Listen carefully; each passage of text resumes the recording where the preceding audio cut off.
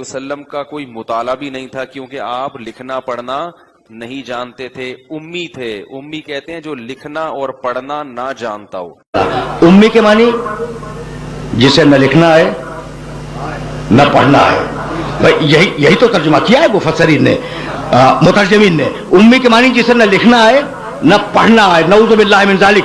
کیا بھول گئے کہ پہلی وحی ہے بسم اللہ الرحمن الرحیم، اقرا بسم ربک الذی خلق، خلق الانسان من علق، اقرا وربک الاکرم الذی علم بالقلم، علم الانسان ما لم یعلم۔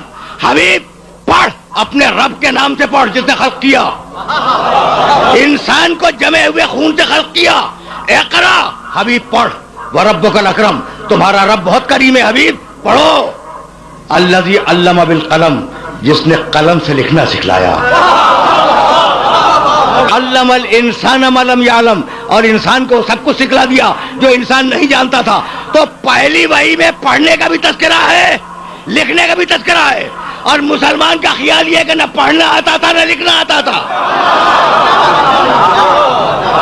بھائی بات پہنچ جائیے نا۔ اچھا، تو اب امی کے معنی جو بھی ہو، بھائی توجہ رہے، بھائی تمہارا نبی کیوں آیا؟ ساری اچھائیوں کا حکم دے اور ساری برائیوں سے روکے۔ وَيُحِلُّ لَهُمُ الطَّيِّبَاتِ، اور ساری پاکیزہ چیزوں کو حلال قرار دے۔ وَيُحَرِّمُ عَلَيْهِمُ الْخَبَائِثَ، اور ساری خبیث چیزوں کو حرام قرار دے۔ وَيَضَعُ عَنْهُمْ إِصْرَهُمْ وَالْأَغْلَالَ الَّتِي كَانَتْ عَلَيْهِمْ، اور ہم نے اس نبی کو اس لیے بھیجا کہ تم نے جو رواج بنائے ہیں، تم نے جو رسمیں بنائی ہیں، تم نے جو دستور اور قانون بنائے ہیں، انہیں وہ توڑ دے اور اللہ کے قانون کو دنیا میں رائج کرے۔